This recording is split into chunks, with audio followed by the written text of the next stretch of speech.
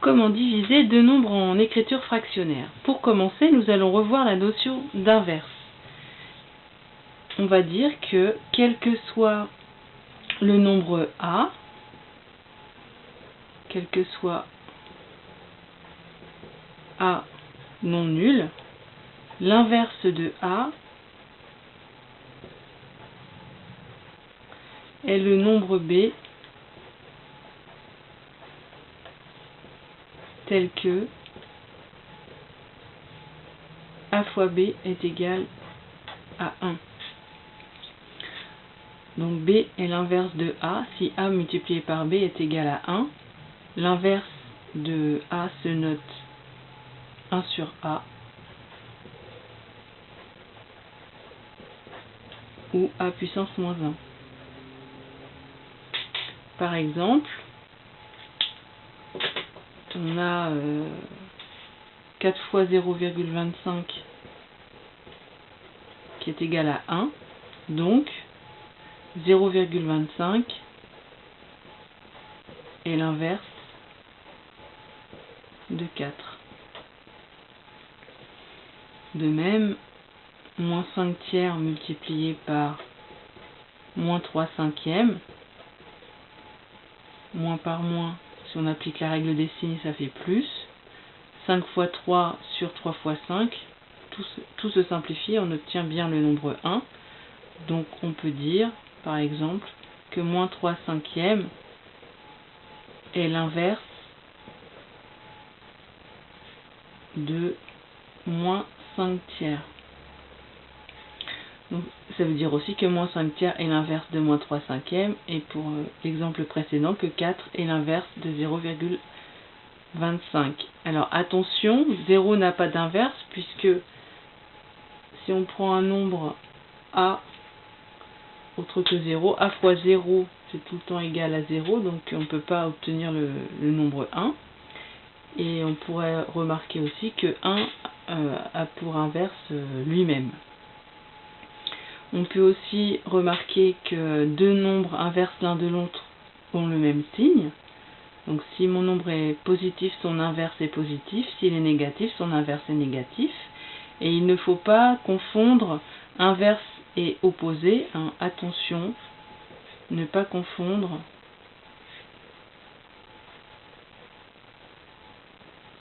inverse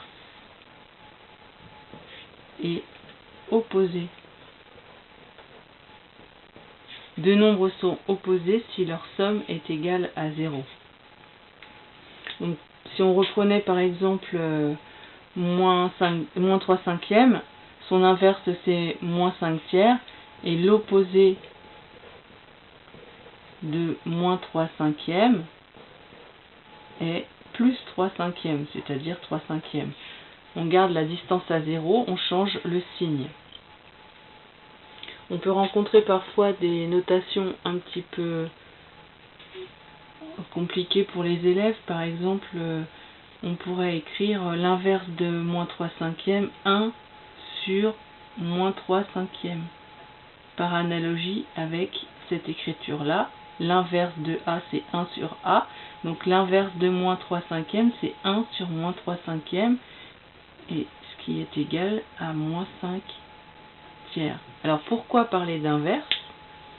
Eh bien parce qu'en fait, on va se rendre compte que diviser par une fraction, ou par un nombre, quel qu'il soit en fait, ça revient à multiplier par son inverse.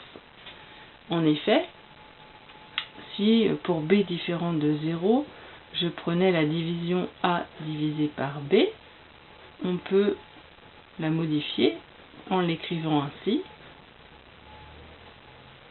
Cette écriture-là peut également s'écrire a divisé par b comme ça, et c'est toujours égal à a multiplié par 1 sur b. Donc, on peut dire que diviser par b revient à multiplier par l'inverse de b. Comme nous avons déjà vu comment multiplier des fractions entre elles, cela ne va nous poser aucun problème de les diviser. Donc nous allons voir quelques exemples. Avant cela, je vais vous montrer la petite propriété. Si nous prenions soit A, B, C et D, donc 4 nombres relatifs avec B, C et D non nuls, alors, avec un S c'est mieux, le calcul suivant, A sur B divisé par C sur D, qui peut s'écrire ainsi, A sur B divisé par C sur D, est tout simplement égal à A sur B multiplié par l'inverse de C sur D, qui est D sur C. Donc grâce à cette propriété, on peut faire toutes les multiplications, les divisions que l'on souhaite.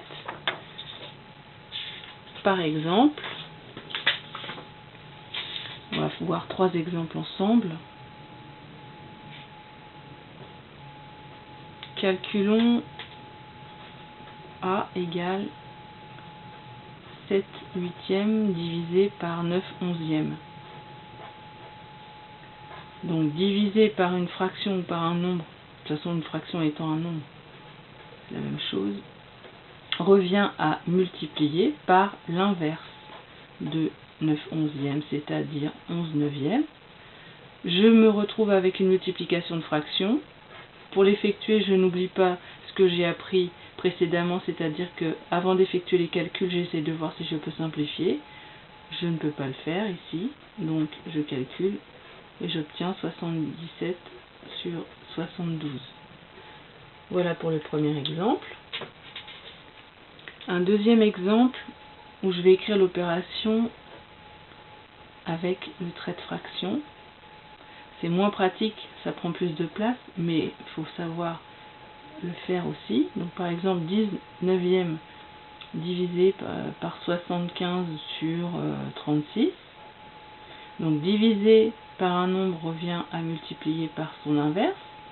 On remarque bien que le premier nombre ne change pas, hein, ne surtout pas inverser n'importe comment, bien appliquer la propriété. Multiplier par l'inverse de moins 75 sur 36, donc on a dit qu'on gardait le signe, et on échange le numérateur et le dénominateur. Et je reviens à une multiplication classique. Donc je commence par déterminer le signe de mon résultat. Donc ici je n'ai qu'un seul signe négatif, donc je le garde. Ensuite je multiplie les numérateurs ensemble, les dénominateurs ensemble. On regarde s'il y a d'éventuelles simplifications. Bien oui, parce que 10 et 5 sont dans la même table de 5. 36 est dans la table de 9. 75, c'est 5 fois 15. Donc je peux simplifier par 5 et par 9. Et finalement, il me reste... Donc je n'oublie pas de recopier le signe, moins 2 fois 4, 8, et en bas 15 au dénominateur. Un dernier exemple. Imaginons